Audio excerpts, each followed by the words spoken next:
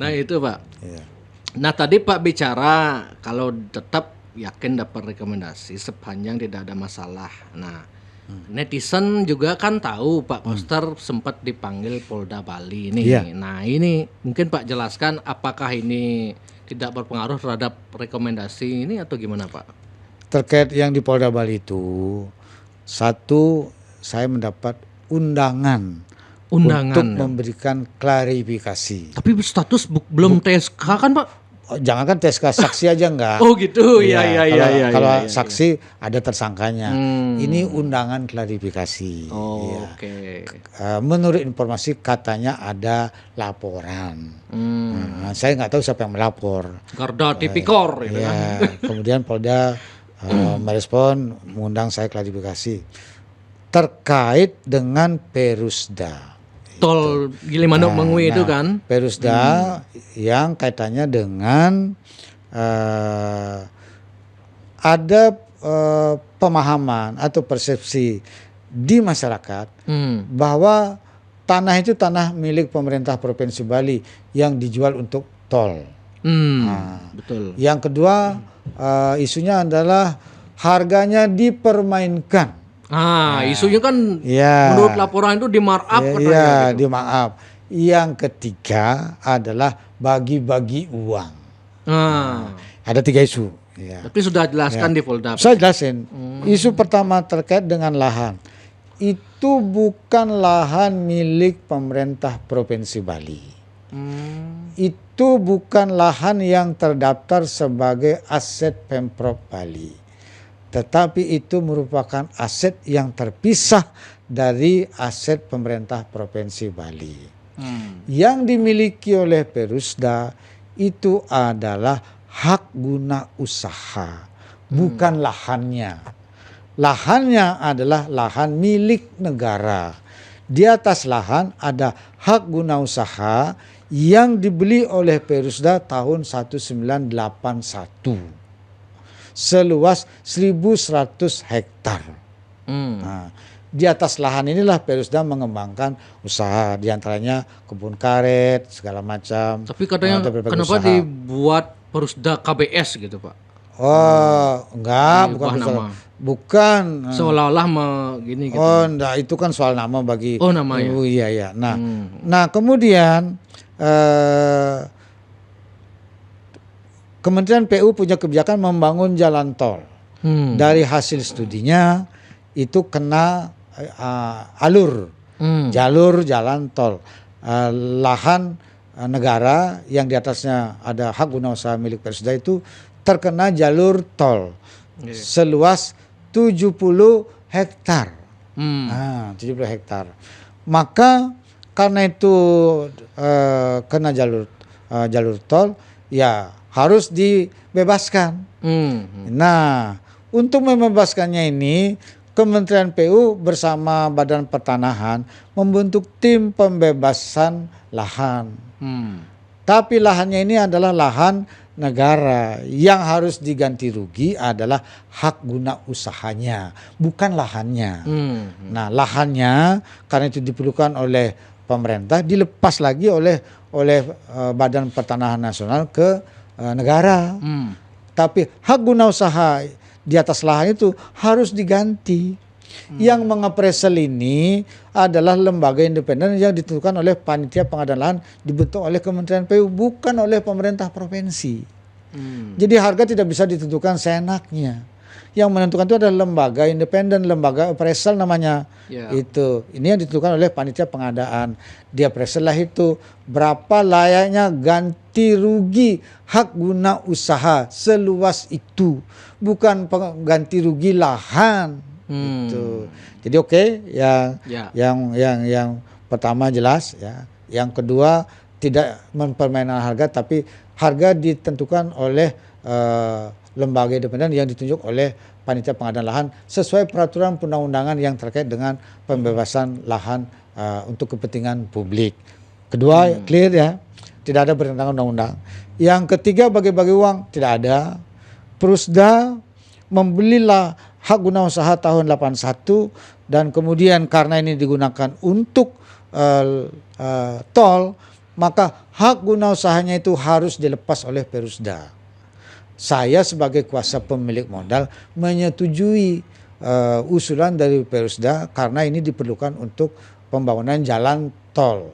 Maka dijuallah hak guna usahanya, dia dapat uang ganti rugi hak guna usaha, bukan ganti rugi lahan. Lahan itu dilepas oleh Badan Penahan kepada negara lagi, kembali ke negara. Nah, jadi Perusda dulu membeli tahun 81, kemudian dijual pada tahun 2022. Itu hak Perusda itu. Dia jual dia beli dengan harga sekian, kemudian dia jual dengan harga sekian. Itu dia mendapatkan keuntungan dia dari hasil hak guna usaha ini, dari penggantian hak guna usaha. Keuntungan itu dianggap korupsi gitu ya? Iya, keuntungan ini adalah keuntungan milik Perusda. Tapi karena Perusda ini adalah milik Pemprov, pemegang sahamnya tunggal, saya sebagai kuasa pemilik modal, kemudian waktu itu ada laba dari pembukuannya 88 miliar, karena kita menghadapi situasi COVID 2022, ada defisit, maka saya minta kalau uangnya ini labanya tidak digunakan, saya minta store ke kas umum daerah, ke APBD. Bukan pribadi. Bukan 75 miliar. Itulah digoreng. Itu yang dikiranya korupsi bagi-bagi 75 uang. miliar gitu. Bukan korupsi, cari itu, nggak ada itu. Iya. Ini udah selesai, saya jelaskan, udah nggak ada. Ya, saya nggak mau masuk terlalu banyak tidak masalah ada korupsi. Tidak ada aturan yang biarlah dilanggar. Itu Polda Bali yang gini. Jadi kemudian Perusda juga melakukan sesuatu berdasarkan ada peraturan pemerintahnya, ada peraturan daerahnya, dan uangnya itu masuk ke kas umum daerah 75 miliar untuk menutup defisit APBD tahun 2022. Menariknya mendahului dari tahun tutup bukunya. Itu aja. Jadi nggak ada lagi urusan setelah itu, udah selesai. Itu yang keuntungan itu yang digoreng jadi korupsi seolah-olah pribadi gitu. Iya, dikira saya ngambil uang. Enggak, itu masuk ke kas umum daerah. Kan udah ada audit BPK. Diperiksa oleh inspektorat. Enggak ada masalah. Siap. Tidak melanggar hukum dan tidak ada korupsi. Udah. Berarti kalau aman dari kasus hukum artinya koster 2 periode gitu. Astungkara mohon doa su. Saya ngobrol-ngobrol, Pak. Ya. Kan sama tokoh-tokoh yang banyak di Bali kan. Ya, salah satu mantan gubernur lah, Pak Mangku Pastiko. Kan ini kan tahun politik, Pak ya. Iya, benar. Pak Mangku, ada nggak selain Pak Koster yang potensi jadi gubernur Bali? Nggak ada katanya, Pak.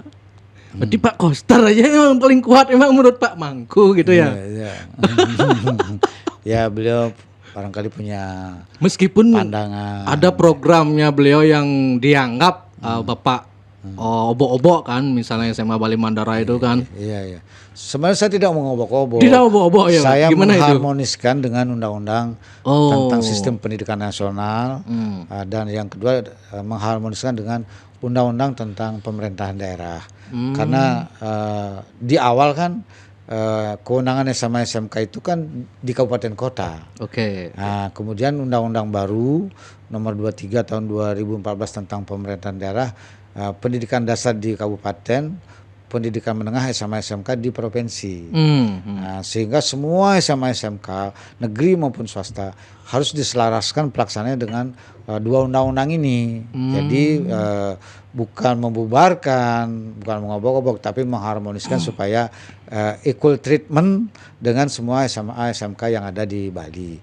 Keberpihakan terhadap siswa miskin itu sesuatu yang sangat mulia, tapi di Bali begitu SMA SMK menjadi kewenangan provinsi, saya hitung jumlah siswa miskinnya di Bali itu sekitar 18.000 orang.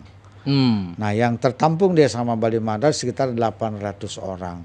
Nah, berarti kan masih ada sekitar 17.000 siswa miskin di seluruh Bali yang harus kita pikirkan dengan kebijakan yang sama, rata dan adil. Nah, itulah sebabnya saya memberlakukan kebijakan untuk berarti Pak Koster mementingkan kuantitas daripada kualitas. Keseluruhan anak miskin itu harus kita berikan kebijakan yang sama supaya akses untuk mendapatkan sekolah SMA bagi anak siswa miskin ini itu sama, itu bisa terjangkau semua. Karena menurut yang kontra-kontra dengan itu kan asrama ditiadakan itu katanya kan. Ya Pertimbangan Pak Koster itu apa meniadakan jadi begini, asrama itu, Pak? saya berpikir bahwa anak miskin ini harus diatasi semua di seluruh Bali. Biar bisa lebih luas Lebih luas jangkauannya. jangkauannya gitu Pak. 18.000 bisa dijangkau semua. Nah, karena itu kebijakannya harus dibuat sama. Nah, kemudian kategori miskinnya itu ada 3, miskin, miskin biasa, miskin betul-betul miskin, sangat miskin. Sangat miskin. Sangat ya. miskin.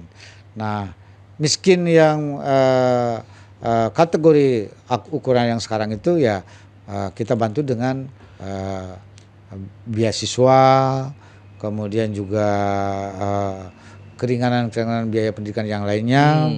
Kemudian tipe yang kedua adalah yang harus kita bantu dengan pakaian seragam, buku pelajaran, gitu.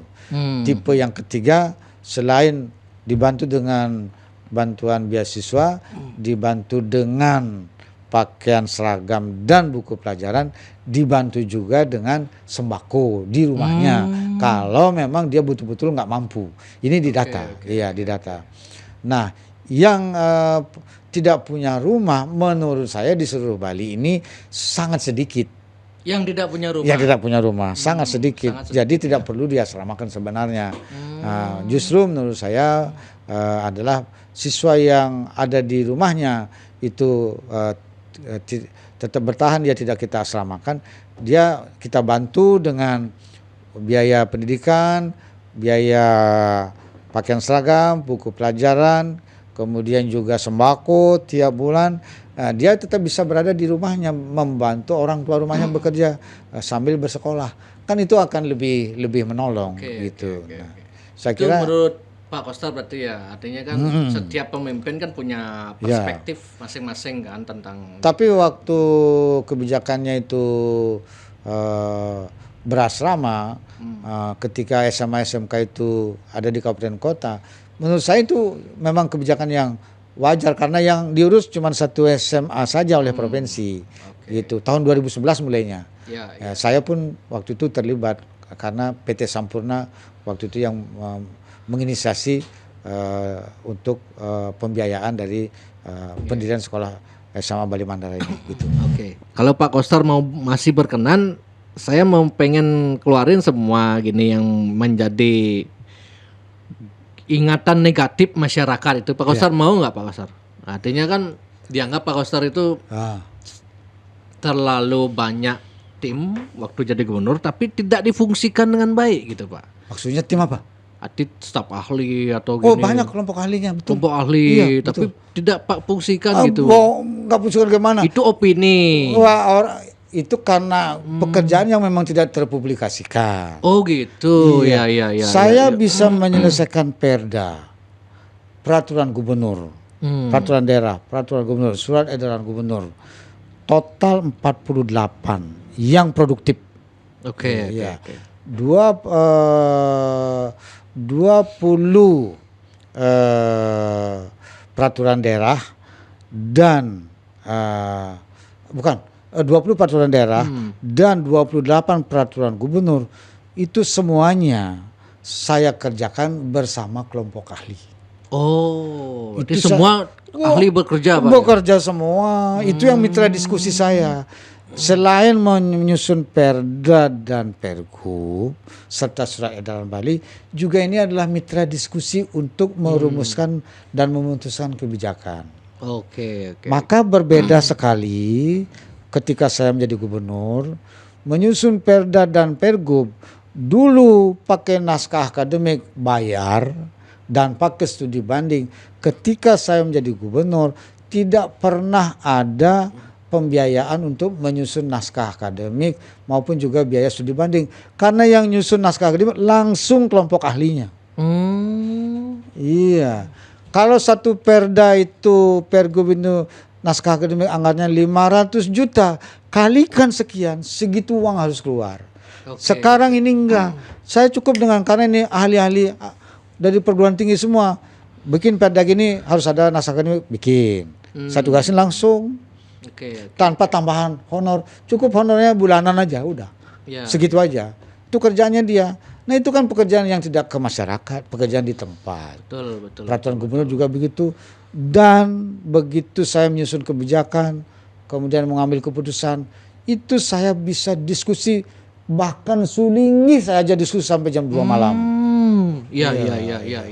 Sampai jam 2 malam saya diskusi sharing ide. Karena saya membuat kebijakan Tidak boleh sembarangan nggak gitu ya. sembarangan, harus dikaji secara komprehensif dengan para kelompok ahli ini. Oke. Kalau dulu kelompok ahlinya itu pasif, sekarang aktif. Bahkan saya minta aktif, dia ikut rapat dengan para dinas terkait. Oke. Kalau kelompok ahli di bidang pertanian dengan dinas pertanian, di bidang kesehatan dengan dinas kesehatan, di bidang kelautan dengan kelautan, semuanya ada, langsung berinteraksi, tidak mengeluarkan kajian ilmiah tertulis, udah itu di atas meja masuk laci, nggak begitu, langsung diskus begini itu. Kemudian yang Makanya bisa produktif jadinya. Ya. yang membuat citranya Pak Koster juga negatif di netizen itu orang-orangnya Pak Koster yang Pak tugaskan mungkin dulu di media sosial untuk mengcounter itu masih arogan gitu Pak, Oke. dianggap oleh masyarakat. Oke, ini Itu masukan. mungkin bisa dievaluasi. Iya, bisa dievaluasi. Ketika ada ingin menyampaikan unek-unek atau kritik itu seolah-olah dianggap musuh gitu. Iya, Pak. betul. Padahal itu masyarakat yang mungkin sudah Ingin stres iya, gitu kan. betul. Nah, Iya. ini kan Saya setuju sekali untuk dievaluasi, dan saya berterima kasih atas kritikan masukan dari netizen. Saya bukan orang yang anti kritik, tapi justru saya orang yang sangat, justru kritik itu yang saya lebih dulu saya ambil di media. Apa respon yang harus dilakukan terhadap kritik ini? Kalau yang baik kan nggak perlu kita merespon apa. Tapi kalau kritik berarti harus ada tindakan cepat yang harus dilakukan. Jujur saja saya banyak melakukan itu dari masukan-masukan lewat media sosial. Nah, terkait pola komunikasinya ini di tim pola media sosial, komunikasi publiknya itu, Pak, media sosial ini jadi sorotan, harus Pak. saya perbaiki. Ya, Nah, itu. Saya berterima kasih kepada pegiat media sosial, netizen atas masukannya ini, dan saya akan memperbaiki pola komunikasi ini dengan tim saya ini sendiri. Betul. Dan sekarang memang sedang dilakukan Evaluasi dan pembentukan tim yang lebih komprehensif. Apakah mungkin karena dulu terlalu ruwet kondisinya sehingga, tapi itu bukan perintah Pak Koster kan? Enggak. Serang orang ini bukan gitu ya? Enggak. Itu emang murni dari Saya di media sosial. Over dari. Iya, saya nggak pernah memerintahkan begitu. Iya. Nah, tapi kan saya nggak bisa ngontrol setiap hari kan. Betul. Saya belakangan sudah mendengar adanya komplain ini, masukan ini, maka saya sudah memberikan arahan kepada tim media sosial. Satu, tidak boleh menyerang, yang kedua tidak boleh defensif. Kalau ada hal-hal yang perlu direspon, jelaskan dengan baik, dengan santun, dan berikan apresiasi, terima kasih dan sebagainya. Saya kira Pendekatan yang human. halus, human gitu ya perlu. Iya. Karena jujur saya punya pengalaman pribadi dulu, baru gini Koster, lah kok diteror, saya ditelepon terus gitu. Di mana kamu gitu. Waduh, ini itu yang gitu-gitu harus dievaluasi itu, Pak. Jangan. Mungkin situasi juga panik-panik waktu Oh itu. iya, waktu panik-panik. Lagi panik-panik, iya. Kita lagi saya juga evaluasi diri, Pak. Wah, saya terlalu arogan juga dulu panik. gitu. Kita kan lagi panik begini, ada COVID, ada masalah begini kan segala macam, kan gitu kan. Gak apa-apa, itu namanya dinamika. Ya. Betul, Pak. Iya. Yang penting kan sekarang bisa duduk bareng. Wah, udah, nggak ada masalah. Iya. Bisa ketawa-ketawa sama Erwin. Siap. Ya. Yang jelas itu yang tadi kita bicarakan, mungkin Pak Koster harus evaluasi, Pak. Karena kalau memang Pak Koster dapat rekomendasi. Iya. Banyak hal yang harus saya selesaikan. Iya, Pak. Banyak hal, jujur saja banyak hal yang harus saya kerjakan. Pertama adalah pembangunan pusat kebudayaan Bali. Oh iya. Itu harus PKB saya selesaikan. ini, Pak, ya. Kemudian menuntaskan pembangunan jalan tol. Betul. Sekarang sudah ada skema baru bagus sekali. Tol yang mana nih, Pak? Tol Gilimanuk Oh, Mui. Gilimanuk Mui. Iya. Bukannya pusat yang sekarang ambil. Ya tapi kan harus saya kawal. Oh, maksudnya Iya, dikawal. sekarang skemanya udah bagus. Yang bertanggung jawab membebaskanlah adalah pemerintah pusat, dana dari APBN, Ya, tidak ya, dari swasta lagi. Jadi udah akan berlanjut ini pembebasan lahannya pertengahan tahun ini. Kemudian akan dilanjutkan pembangunan fisiknya kira-kira bulan September. Mudah-mudahan berjalan lancar. Yang udah pasti udah aman ini. Udah. Oke. Tolnya berlanjut. Oke. Surya Pada harus saya teruskan. Proyek PKB ini Iya. bisa dilanjutkan? Bisa, sangat bisa. Iya.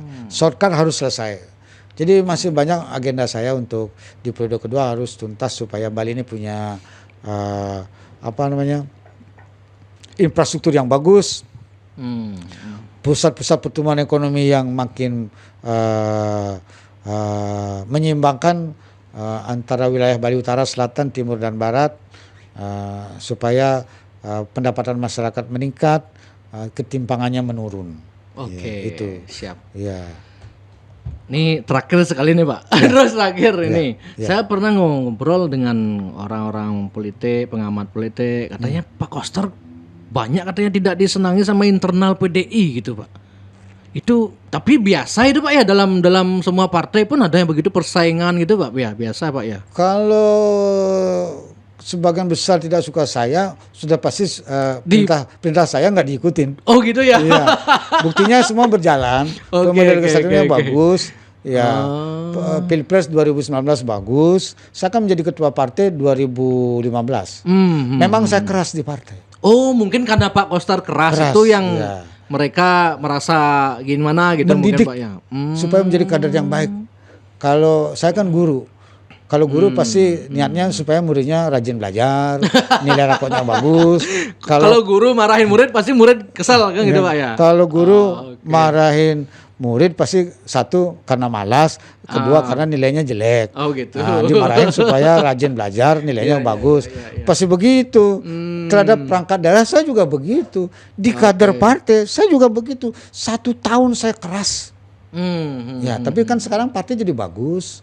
Oke, Jadi solid, kinerjanya kelihatan. Hasil daripada didikan saya itu dirasakan manfaatnya sekarang. Partai makin baik pengelolaannya sekarang, manajemennya itu, kinerja kader juga makin bagus. Bahwa ada yang nggak suka, beberapa orang itu biasa. Biasa. Ya, biasa. Persaingan mungkin Ya, ya. persaingan tahap apalah gitu kan. Kan biasa di internal partai. Menang piring ada sendok, ada garpu, ada kata kretek loh kan biasa. Biasalah. Oke. Sebenarnya sama Pak Koster menduak-duakan nyari gini aja sebenarnya. Cair sebetulnya sama Pak Koster kan gitu. Biasalah itu ya. Ya. Nggak ada masalah. Solid secara umumnya. Oke, buktinya kan di kadar DPC di daerah-daerah kan mendukung Pak Koster 2 periode kan. Iya. Kemarin terakhir kita lihat di Bangli, Karangasem. Iya. Tabanan juga. Tapi itu selaras jangan-jangan kata gerakannya beda. Enggak kan berita acara ada. Oh, berita acara ada. Ada berita Oke. acara. Dan nanti begitu rekomendasi turun dia pasti kerja, enggak mungkin enggak. Iya. Oke. Dia kan kepentingan punya gubernur. Oh iya. Kalau enggak dari namanya dapat duit lagi kan. Dan harus jalan dengan bagus. Iya. Oke Pak Koster, terima kasih sekali lagi. Ya, makasih. Sudah terus bersedia datang. Hampir 2,5 jam ini. 2 jam ini. Lebih. Lebih ya. Luar Ya, biasa. nanti kita lagi segmen lah. Terima kasih. Pokoknya saya ingin biar masyarakat itu mendapatkan informasi yang komprehensif gitu aja. Yang sih. benar. Ya, Yang benar. ya. Apa adanya, bukan ada apanya. Betul. Ya. Ya semoga Ya. siapapun yang jadi pemimpin nanti membawa kebaikan untuk Bali lah.